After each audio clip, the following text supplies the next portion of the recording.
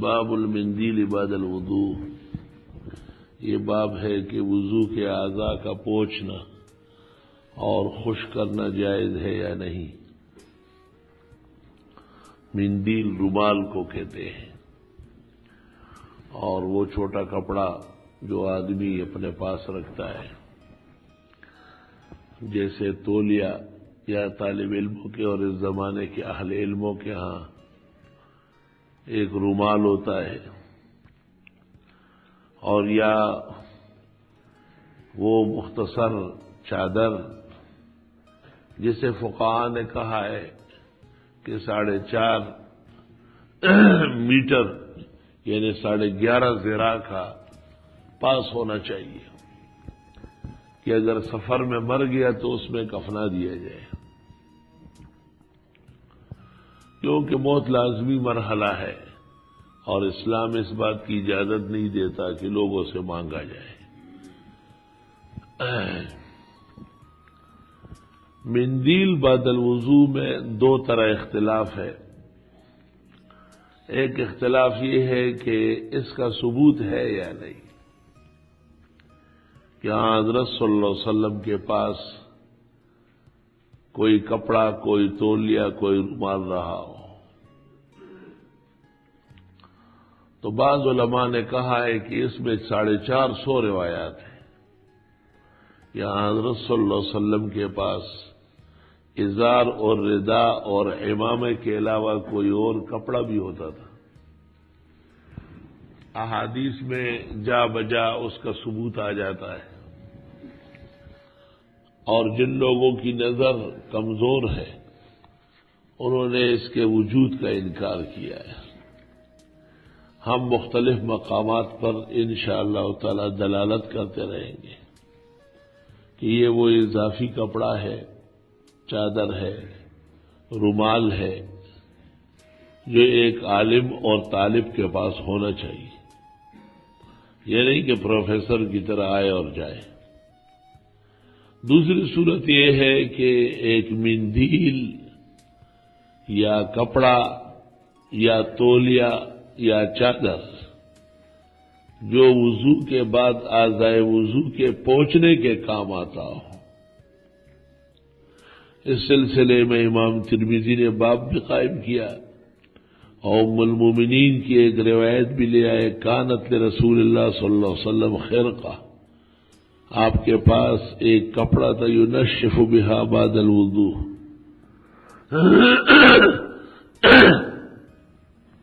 جس سے آپ وضو کے بعد اعضاء پوچھتے تھے۔ وفی الباب عن معاذ بن جبل رضی اللہ عنہ، حضرت معاذ کی حدیث ترمذی شریف میں۔ وبی قال حدثنا قتیبہ قال حدثنا رشدین بن سعد عن عبد الرحمن بن زیاد بن انعم الافریقی عن عتبہ بن حمید عن عبادہ بن السی عن عبد الرحمن بن غنم یا غنم عن معاذ بن جبل، یہ وہ روایت تھی جو فی الباب لائے۔ قال رأیت رسول اللہ صلی اللہ علیہ وسلم اذا توضأ مسح وجهه بطرف ثوبه، جب آپ نے وضو فرما لیا تو اپنے چہرے انور کو کپڑے کے سمت سے پوچھ لیا۔ جیسے یہ کپڑا ہے تو ظاہر بات یہ کنارہ اس سے پوچھا جاتا ہے، اس طرح۔ قال ابو عیسیٰ حدیث غریب، اس حدیث میں غرابت ہے۔ غرابت 3 وجہ سے ہے۔ ایک تو اس وجہ سے کہ اس میں افریقی ہے، اور افریقی کمزور ہے اور متکلم فی ہے، اس کو غرابت فی الاسناد کہتے ہیں۔ اور دوسری غرابت معنوی ہے کہ پیغمبر کے پاس ایک علیحدہ کپڑا ہوتا تھا خاص وضو کے اعضاء پوچھنے کے لیے۔ اور تیسری غرابت بمعنی شذوذ کے ہے کیونکہ ام سلمہ کی متواتر حدیث جو آئی ہے بخاری مسلم میں، تو اس میں ہے کہ حضرت آزاد نہیں پہنچتے تھے۔ یہ غرابت تینوں طرح ہو سکتی ہے۔ امام ترمذی نے کہا اسناد ضعیف، گویا کہ یہ غرابت اسنادی بیان کرنا چاہتے ہیں۔ ورشدین بن سعد و عبد الرحمن بن زیاد بن انعم الافریقی یضعفان فی الحدیث۔ رشدین اور انعم افریقی یعنی عبد الرحمن بن زیاد بن انعم افریقی، یہ دونوں ضعیف ہے۔ افریقہ کی تاریخ میں کوئی عالم پیدا نہیں ہوا، ایک پیدا ہوا ہے جس کی نظیر نہیں دنیا میں، اور وہ ابن المنظور افریقی، جس کی لغت میں لسان العرب ہے۔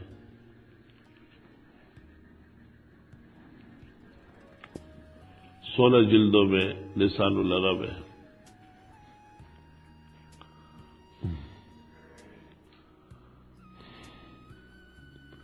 قال ابو عیسیٰ حدیث عائشہ لیس بالقائم،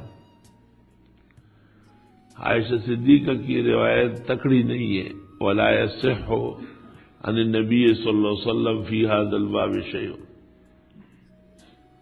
اعضاء پہنچنے کے سلسلے میں پیغمبر سے کوئی حدیث صحت کو نہیں پہنچ رہی ہے۔ وابو معاذ یقولون هو سلیمان بن ارقم، ابو معاذ اصل میں نام اس کا سلیمان بن ارقم ہے۔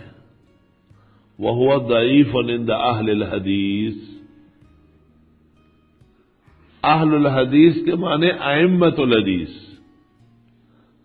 کیا اہل حدیث عوام بھی ہو سکتے ہیں؟ تو عوام کیا جانتا ہے کہ اس کے نزدیک حدیث ضعیف ہو قوی، سمجھ رہے بات؟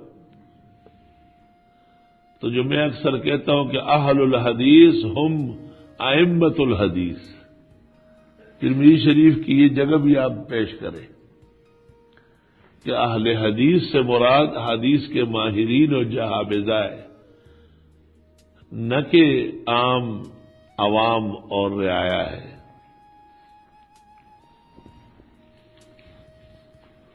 وقد رخص قوم من اہل العلم من اصحاب رسول اللہ صلی اللہ علیہ وسلم ومن بعدهم فی المندیل بعد الوضوء۔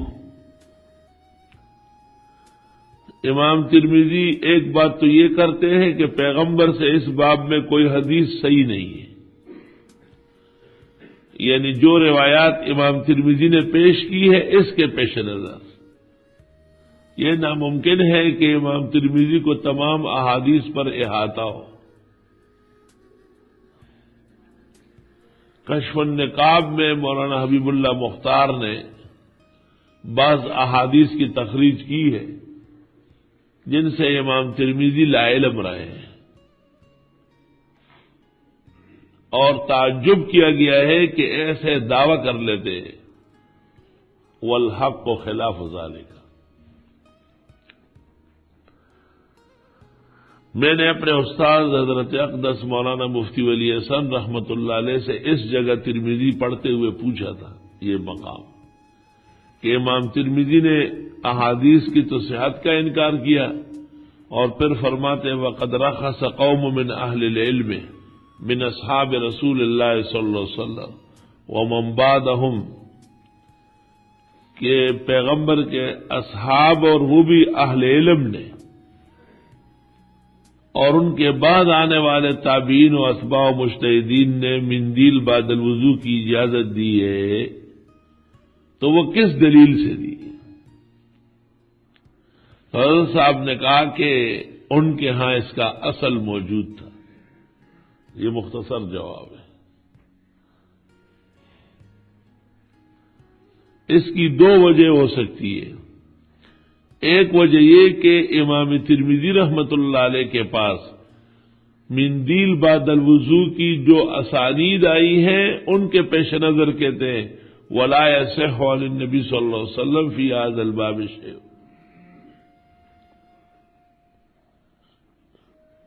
اور دوسری بات یہ ہے کہ پیغمبر سے کوئی کپڑا تولیہ رومال ثابت ہو جس سے حضرت ہاتھ منہ وضو کے بعد پہنچتے ہو.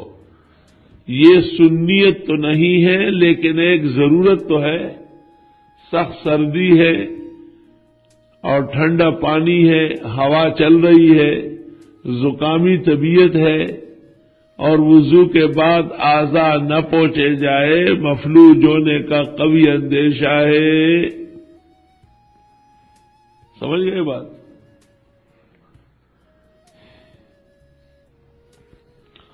اگر کہا جائے کہ اقویاء کا طریقہ وضو کے بعد اعضاء نہ پہنچنا ہے کیونکہ وضو کے بعد کا پانی اعضاء پر پڑا رہے اور خود ٹپ کے سوکھے، تو اس سے نور فی الوضو، نور فی الصلاۃ اور ثقل فی المیزان پیدا ہوتا ہے، اور اعضاء وضو کو سکانا، خشک کرنا، پوچھنا یہ ایک بشری کمزوری یا بیماری جس کے بغیر ایک آدمی نہ چل سکتا ہے نہ عبادت کر سکتا ہے. بعض لوگ کے طباعی اس قدر لطیف و نازک ہوتی ہے. تو الضروریات تبیح المحظورات، اس قسم کے ضروریات کے پیش نظر تو ناجائز کام میں بھی گنجائش و رخصت آ جاتی ہے. تو گویا سنت نہ پہنچنا ہے اور پہنچنا ایک ضرورت ہے. ضروریات کے لیے دلائل اور روایات نہیں ہوتی، اس کے لیے حدیثی اور فقہی درایت کافی ہے.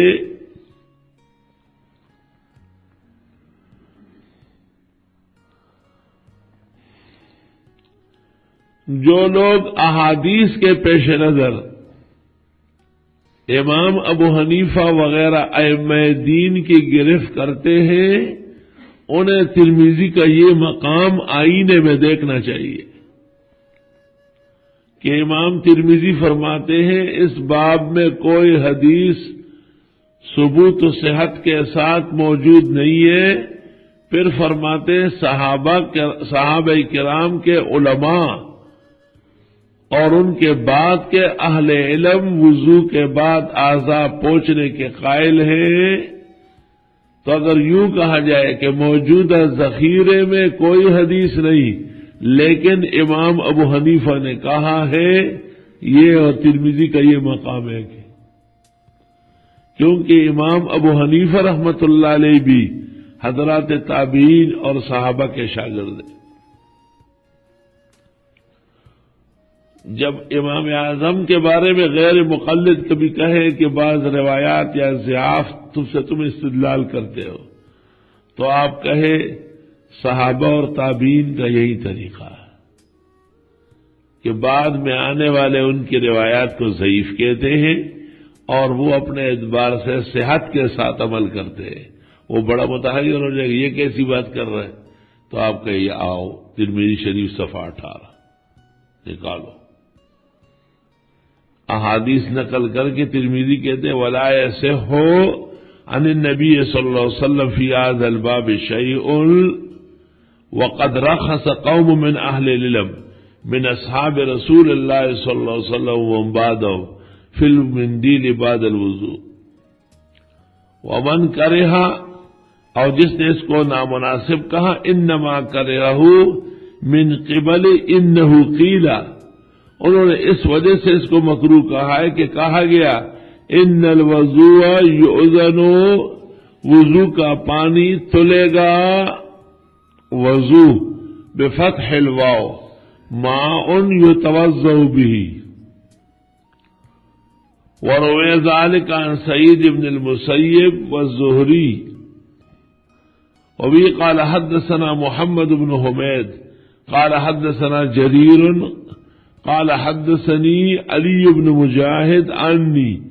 ممکن ہے شاگرد استاد نے کبھی شاگرد سے بھی روایت کی. وهو عندي ثقة عن ثعلبان الزهري قال انما اکرہ المندیل بعد الوضوء. ابن شہاب زہری کہتے تھے میں بھی وضو کے بعد اعضاء پوچھنے کو مکروہ کہتا ہوں، لأن الوضوء یوزن، اس لیے کہ وضو کا پانی تولا جائے گا. تو حاصل کلام کا کیا نکلا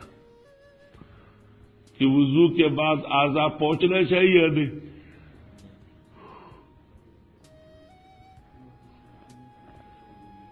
جی یعنی اصل تو نہ پہنچنا ہے، اور اسی سے وضو کا نور بڑھتا ہے، ثقل فی المیزان پیدا ہوگا. اور اگر طبیعت کمزور ہے، سردی لگ رہی ہے یا ٹھنڈی ہوائیں چل رہی ہے، تو ایسی صورت میں پوچھنا جائز ہے. یہ بات تو ختم ہو گئی. اب سوال یہ ہے کہ جو پانی وضو میں استعمال ہو جائے وہ مائع مستعمل ہے یا نہیں؟ ایک دفعہ جب ایک پانی سے استعمال ہو جائے تو مائع مستعمل اگر جسم سے ٹپک رہا ہو اور آپ مسجد جا رہے ہو تو یہ بات اچھی ہے یا بری ہے؟ مائع مستعمل میں دو تعریفیں ہیں نا، ایک تو یہ کہ اعضاء سے علیحدہ ہو تو یہ مستعمل ہے، اور یہ بات صحیح ہے. صاحب کنز وغیرہ کا خیال یہ ہے کہ مائع مستعمل کا معنی یہ کہ اعضاء سے منفصل ہو جائے اور کسی جگہ میں جمع ہو جائے. یہ فضول بات ہے. جمع ہونے سے کیا کام ہے آپ کا؟ جمع ہونے سے تو مستعمل نہیں بنتا، بلکہ استعمال کرنے سے بنتا ہے. تو استعمال تو ہو گیا نا. میری بات سن لیں. ایک آدمی اوپر بیٹھا ہوا ہے، وضو کر رہا ہے، اور اس کے اعضاء سے پانی نیچے آ رہا ہے، تو آپ اسے استعمال کر سکتے وضو کے لیے؟ ظاہر بات ہے مائع مستعمل ہے وہ. یہ نہایت کمزور اور سقیم بات کہی گئی فقہ میں کہ مقر میں رک جائے. بھئی اس سے کیا کام ہے آپ کا؟ مقر میں رک جائے یا رک نہ جائے. یوں کہو کہ الماء اذا انفصل عن اعضاء المتوضی صار مستعملا. پانی جب اعضاء جسم سے علیحدہ ہوا وہ مستعمل پانی ہے.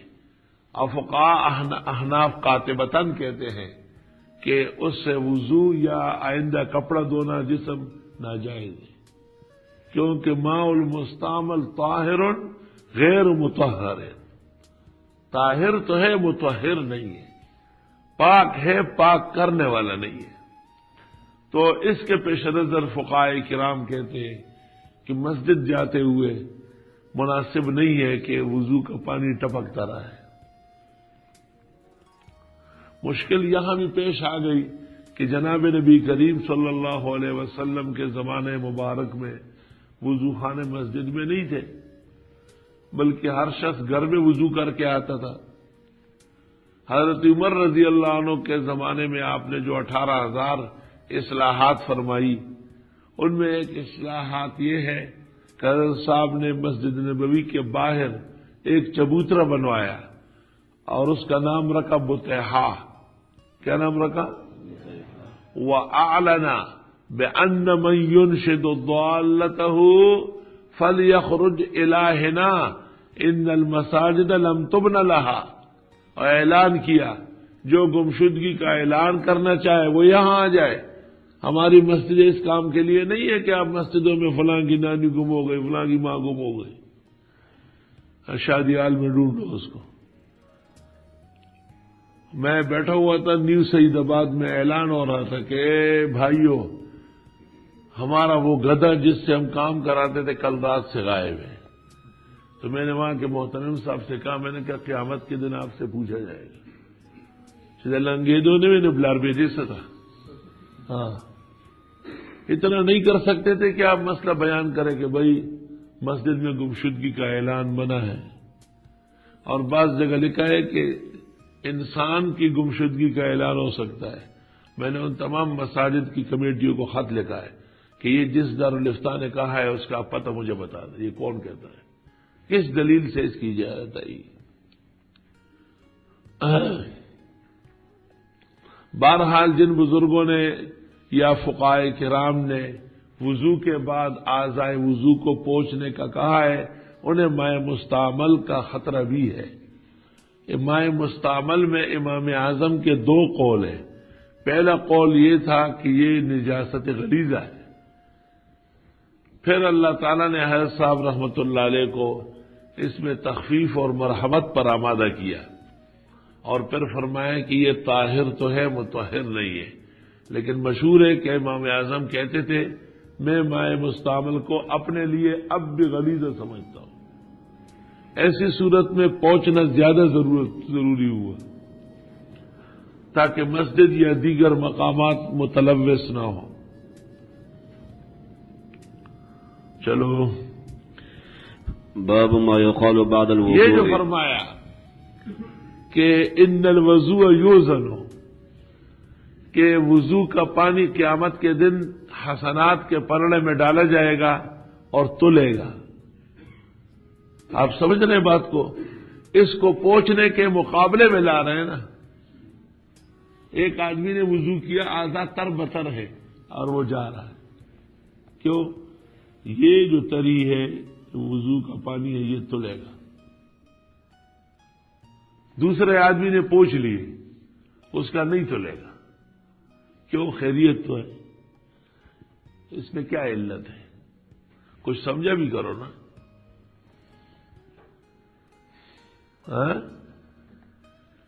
اس کی مثال ایسی ہے جیسے حدیث میں ہے، بندہ جب کہے الحمدللہ رب العالمین تو اللہ تعالیٰ فرماتے ہیں حمدنی عبدی. الرحمن الرحیم تو اللہ تعالیٰ فرماتے اثنا علی عبدی. مالک یوم الدین مجدنی عبدی. ایک آیت پڑھتا ہے، ایک جواب ملتا ہے. شیخ سالم بلوچ ہمارے مہمان تھے، یہاں تقریر کر رہے تھے فجر کے بعد.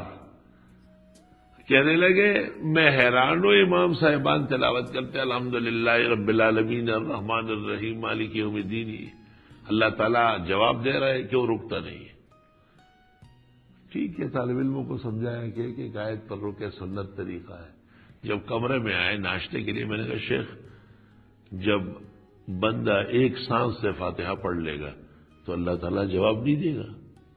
کیوں؟ بندہ نکل جاتے ہیں، اللہ پیچھے رہ جاتے ہیں کیا؟ میں نے کہا تو حشویہ کا مذہب ہے، اہل سنت کا مذہب تو یہ نہیں ہے. کوئی ایک سانس سے پڑھے یا ایک سانس سے سورہ فیل ملا کے بھی پڑھ لے، ہر دونوں صورتوں میں اللہ جواب دینے پر قادر ہے. تو آج اس کا علم نہیں تھا.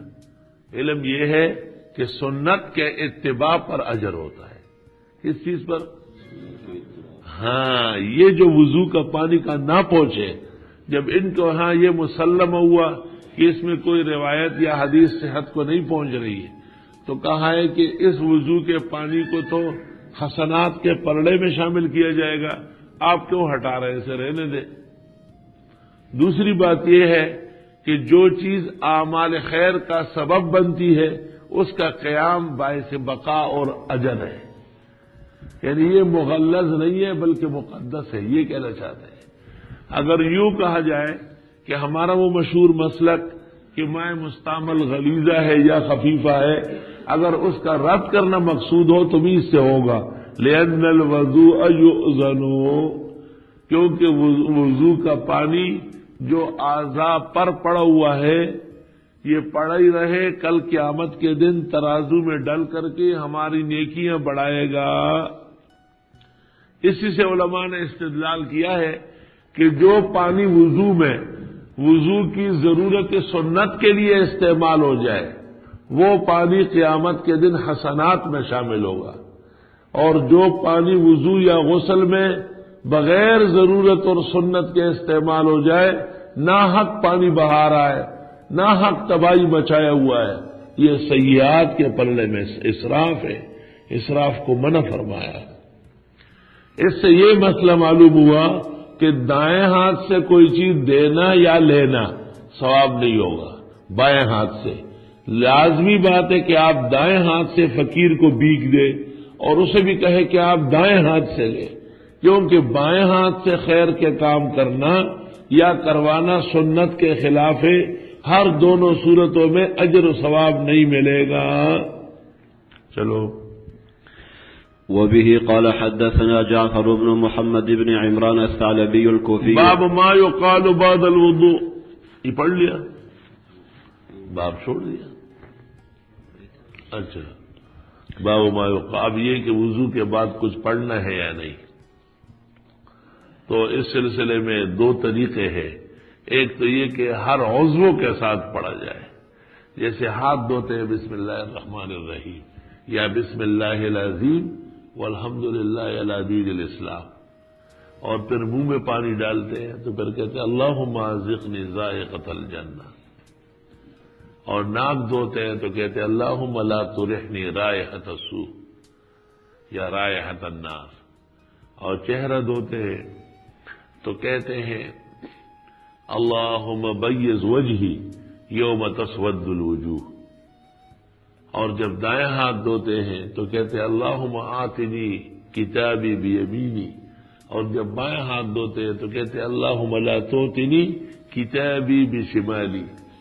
جب سر کا مسح کرتے ہیں تو کہتے ہیں اللہم اجعل راسی فوق الرؤوس یوم القیامہ، اور جب دائیں پیر دھوتے ہیں تو آمنت سورہ قدر پڑھتے ہیں، اور جب بائیں پیر دھوتے ہیں تو ایمان مجمل و مفصل پڑھتے ہیں. یہ فتاوی ہندیہ میں وضو کے اندر 500 فقہاء کرام نے لکھا ہے، اور بیشتر فقہا یا محدثین کے ہاں یہ معروف ہے. البتہ ابن حجر کے استاد حسین عراقی نے احیاء علوم الدین غزالی کی شرح لکھی ہے، تخریج کی ہے. کیا کیا ہے؟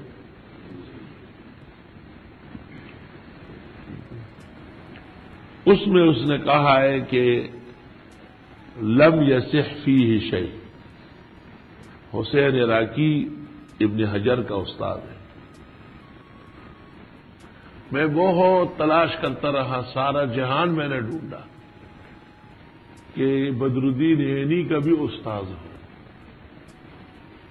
لیکن پتہ چلا کہ مشائخ میں فرق ہے.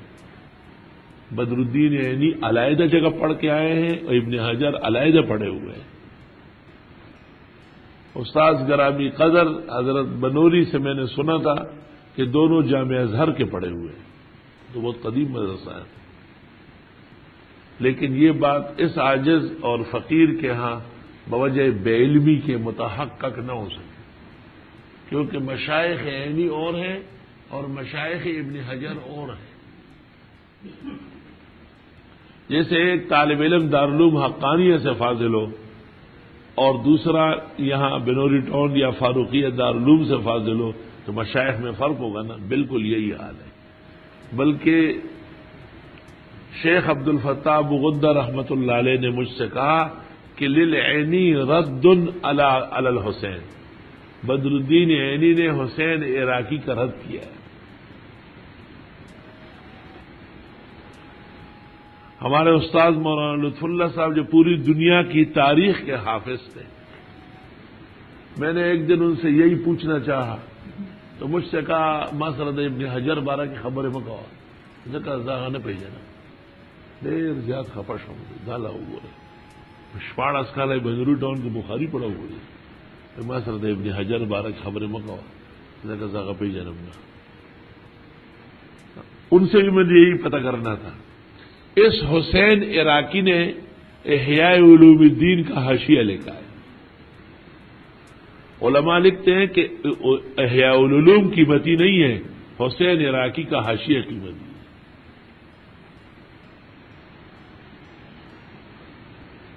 اللہ تعالی جزائے خیر دے علامہ شیخ زبیدی بلگرامی کو. زبیدی بلگرامی نے اتحاف سعادت المتقین بشرح احیاء علوم الدین 10 جلدوں میں لکھی ہے. اللہ تعالیٰ وہ دن نہ لائے کہ ایک طالب علم دور حدیث چھوڑ کر کے جائے کہ بھئی میں نہیں پڑھ سکتا، مجھے دورہ نہیں کرنا ہے. تو شریف طلباء، خاندانی طلباء جو بدذات و بدنسل نہ ہوں، وہ اس میں بھی استاد سے اجازت لیتے ہیں. تو استاد کا کیا کام ہے پتہ ہے؟ استاد سمجھ گیا کہ یہ مدرسوں میں رہ نہیں سکتا، تو ایسے موقع پہ استاد جب واقعی استاد ہو تو وہ ایک کتاب کا نام بتائے گا کہ چلو ٹھیک ہے دورہ نہ صحیح، آپ فلاں کتاب دے کے اس کتاب کا نام اتحاف و سعادت المتقین ہے. یاد رکھنے، پورے سال میں یہ بات آئندہ کبھی نہیں ہوگی. پہلے میں نے کہا کہ اللہ ہمارے طلباء نسل و نسب کو وہ دن نہ لائے کہ وہ احادیث کی تکمیل چھوڑ کے چلے جائیں. لیکن زندگی ہے، آفات ہے، تکالیف ہے، پریشانیاں ہیں. اللہ اکبر. تو یہ کتاب اتحاف و سعادت المتقین بشرح احیاء علوم الدین زبیدی بلگرامی کی، اس کو لوگ زبیدی مرتضی حسین کہتے ہیں. زبیدی مرتضی حسین یہ یمن میں مرے ہیں، وہی شادی ہوئی ہے، علماء عرب بے خبر ہے. یہ ہندوستان بلگرام کا رہنے والا ہے. اس دن بتایا نہیں تھا طاہر پٹنی اور علی متقی کے شاگرد ہیں، شاہ ولی اللہ کے اساتذہ الاساتذہ ہے، کٹر ہندی عالم ہے. لیکن اللہ تعالیٰ نے علمی ملکات ایسے نصیب فرمائے. اس کتاب میں انہوں نے حسین عراقی کا رد کیا، اتحاف و سعادت المتقین بشرح احیاء علوم الدین.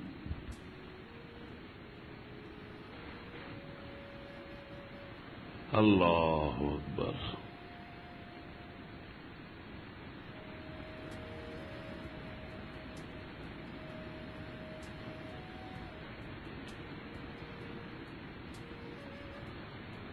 جو مقام اللہ تعالیٰ نے ہمارے بعض مالدار دوستوں کو دیا ہے، اگر وہ درجہ میرا ہوا اس سال تو میں دور حدیث کے تمام طلباء کو دستار بندی کے دن اتحاف پیش کر دوں. ایسے تو چاہیے بالکل. یہ کیا چیز ہے؟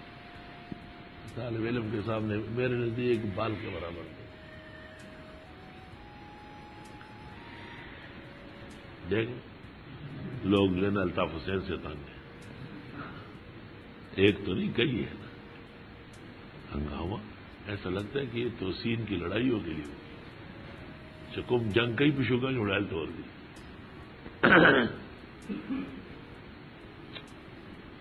اللہ. تو اصل بات یہاں سے چلی کہ حسین عراقی نے کہا ہے کہ یہ احادیث اوراد و وظائف جو وضو میں پڑھے جاتے ہیں یہ سب کمزور اور ضعیف ہیں. ہمارے بزرگ مخدوم حضرت مولانا محمد یوسف صاحب لدھیانوی نور اللہ مرقدہ نے سوال کے جواب میں جنگ میں لکھا، میں نے مولانا کو خط لکھا کہ آپ کو کیا ضرورت ہے حسین عراقی سے ڈرنے کی، آپ کو زبیدی بلگرامی سے کام لینا ہے. جب میں گیا اٹھے بڑا خوشی سے مجھے ملے، کہا ماشاء اللہ، دل خوش ہوا. اچھا زبیدی بلگرامی نے رد کیا حسین نے؟ میں نے کہا بالکل برملا رد کیا ہے، اور ایک نہیں 28 دلائل سے اس کا رد کیا ہے، اور ثابت کیا ہے کہ تعاملاً ثابت ہے یہ اوراد وظائف. اور یہ اوراد وظائف کرتے ہوئے یہ نیت نہ ہو کہ یہ سنت ہے. جب تک نسبت پیغمبر کی طرف صحیح نہ ہو ہم کیوں نسبت کریں گے؟ لیکن دعا اور مختلف اوراد مبارکہ فی الوضو قاطبتاً محدثین و فقہاء نے اجازت دی. وہ مبحث اور ہے. یہ مبحث یہ ہے کہ ما یقال بعد الوضو، وضو کے بعد کیا پڑھا جائے وضو سے فارغ ہو کے. تو کہتے ہیں کہ اس میں 4 روایتیں آئی ہے، 3 مرفوع ہے اور 1 موقوف ہے. مرفوع کا مطلب یہ کہ رسول اللہ صلی اللہ علیہ وسلم نے فرمایا ہے، اور موقوف کا مطلب یہ کہ صحابی کا عمل ہے. آپ کے پاس جو عرف شذی ہے، غلطی سے مولانا محمد چراغ صاحب نے لکھا ہے وہ ہوا موقوف علی عمر بن الخطاب. تو یہ ٹھیک نہیں ہے، بلکہ وہ ہوا موقوف علی ابی سعید الخدری، وہ اس طریقے سے ہے. پہلے یہ کہ بسم اللہ والحمد للہ، یہ تو ابتدائی وضو میں ہو گیا. اور دوسرا یہ کہ وضو سے فارغ ہو کے پڑھا جائے اللہم اجعلنی من التوابین واجعلنی من المتطہرین. تیسرا یہ کہ دعا یوں پڑھ لے اللہم اغفر لی ذنبی ووسع لی فی داری وبارک لی فی رزقی. خدائے میرے گناہ معاف فرما، میرا گھر وسیع فرما، اور میری رزق میں برکت عطا فرما. رزق بڑھانا نہیں ہے، رزق بابرکت کرنا ہے. بڑھنے کا مطلب یہ کمرہ بھرا ہوگا آپ نہیں کھا سکیں گے. بڑھنے کا مطلب یہ کہ بینک بھرا ہوا دین کا کام کچھ بھی نہیں ہوگا. اور بابرکت کا مطلب یہ کہ اٹھنی ہو لیکن 5 روپے کا کام کرے. سبحان اللہ. ایک اٹھنی ہو لیکن کام 10 روپے کا دکھا دے. امام ابو یوسف فرماتے تھے یہ مت کہو اللہم آتنی مالا، یوں کہو اللہم بارک لی فی مالی. خدایا جو مال آپ دیتے ہیں برکت و خوشیوں کے ساتھ عطا فرما. یہ نہیں کہ اپنے ساتھ بلا و آفات لے آئے. اور چوتھے طریق میں ہے جو ابو سعید کا ہے، سبحانک اللہم و بحمدک لا الہ الا انت وحدک لا شریک لک استغفرک واتوب الیک.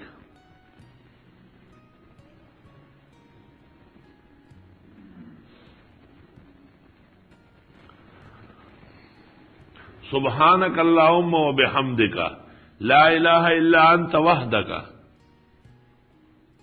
لا شریک لک استغفرک واتوب الیک.